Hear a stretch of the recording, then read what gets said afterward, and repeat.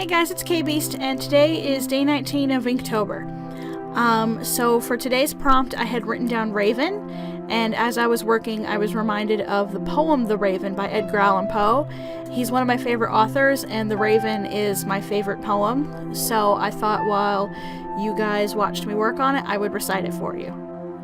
Once upon a midnight dreary, while I pondered weak and weary, over many a quaint and curious volume of forgotten lore, while I nodded nearly napping, suddenly there came a tapping, as of someone gently rapping at my chamber door. "'Tis some visitor," I muttered, tapping at my chamber door, only this and nothing more. Ah, distinctly I remember, it was in the bleak December, and each separate dying ember wrought its ghost upon the floor. Eagerly I wished the morrow, vainly I had sought to borrow from my books surcease of sorrow for the lost Lenore, for the rare and radiant maiden whom the angels name Lenore, nameless here forevermore. And the silken, sad, uncertain rustling of each purple curtain thrilled me, filled me with fantastic terrors never felt before, so that now to still the beating of my heart I stood repeating, "'Tis some visitor entreating entrance at my chamber door, some late visitor entreating entrance at my chamber door, this it is and nothing more." Presently my soul grew stronger, hesitating then no longer. "Sir," said I, "or madam, truly your forgiveness I implore, but the fact is I was napping, and so gently you came rapping, and so faintly you came tapping at my chamber door, that I scarce was sure I heard you. Here I opened wide the door, darkness there and nothing more." Deep into that darkness peering, long I stood there wondering, fearing, doubting, dreaming dreams no mortal ever dared to dream before. But the silence was unbroken, and the stillness gave no token, and the only word there spoken was the whisper word Lenore. This I whispered, and an echo murmured back the word Lenore, merely this and nothing more. Back into the chamber turning, all my soul within me burning, soon again I heard a tapping somewhat louder than before. "Surely," said I, "surely that is something at my window lattice. Let me see then what thereat is, and this mystery explore. Let my heart be still a moment, and this mystery explore. 'Tis the wind and nothing more." Open here I flung the shutter, when with many a flirt and flutter, in there stepped a stately raven of the saintly days of yore.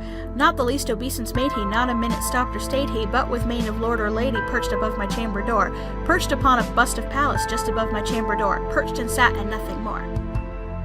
Then this ebony bird beguiling my sad fancy into smiling, by the grave and stern decorum of the countenance it wore.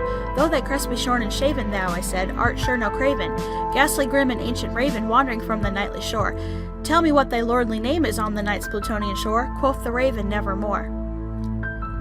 Much I marveled this ungainly fowl to hear discourse so plainly, though its answer little meaning, little relevancy bore. For we cannot help agreeing that no living human being ever yet was blessed with seeing bird above his chamber door, bird or beast upon the sculptured bust above his chamber door, with such a name as Nevermore. But the raven, sitting lonely on the placid bust, spoke only that one word, as if his soul in that one word he did outpour. Nothing farther than he uttered, not a feather than he fluttered, till I scarcely more than muttered, "Other friends have flown before, on the morrow he will leave me, as my hopes have flown before." Then the bird said, "Nevermore." Startled at the stillness broken by reply so aptly spoken, "Doubtless," said I, "what it utters is its only stock and store, caught from some unhappy master, whom unmerciful disaster followed fast and followed faster, till his songs one burden bore, till the dirges of his hope that melancholy burden bore, of never, nevermore." But the raven still beguiling all my fancy into smiling, straight I wheeled a cushioned seat in front of bird and bust and door. Then upon the velvet sinking, I betook myself to linking fancy into fancy, thinking what this ominous bird of yore, what this grim, ungainly, ghastly, gaunt, and ominous bird of yore meant in croaking "Nevermore." This I sat engaged in guessing, but no syllable expressing, to the fowl whose fiery eyes now burned into my bosom's core. This and more I sat divining, with my head at ease reclining, on the cushion's velvet lining that the lamplight gloated o'er, but whose velvet violet lining with the lamplight gloated o'er, she shall press on nevermore.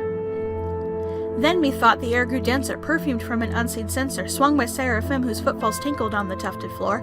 "Wretch," I cried, "that God hath lent thee, by these angels he hath sent thee, respite, respite, and nepenthe from thy memories of Lenore. Quaff, oh quaff this kind nepenthe, and forget this lost Lenore." Quoth the raven, "Nevermore." "Prophet," said I, "thing of evil, prophet still if bird or devil, whether tempter sent or whether tempest tossed thee here ashore, desolate yet all undaunted, on this desert land enchanted, on this home by horror haunted, tell me truly I implore, is there balm in Gilead, tell me I implore." Quoth the raven, "Nevermore." "Prophet," said I, "thing of evil, prophet still if bird or devil, by that heaven that bends above us, by that God we both adore, tell this soul with sorrow laden, if, within the distant Aidenn, it shall clasp a sainted maiden whom the angels name Lenore, clasp a rare and radiant maiden whom the angels name Lenore." Quoth the raven, "Nevermore." Be that word our sign of parting, bird or fiend, I shrieked upstarting. Get thee back into the tempest and the night's Plutonian shore.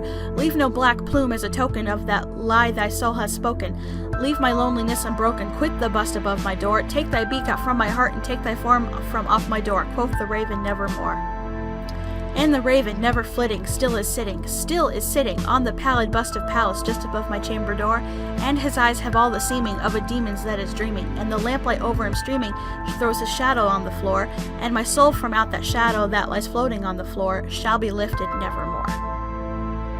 Okay, so that does it for this piece. You can check it out on Instagram, Twitter, and Tumblr like all of my others, and it will be for sale in early November. So thank you guys so much for watching, and I will see you tomorrow.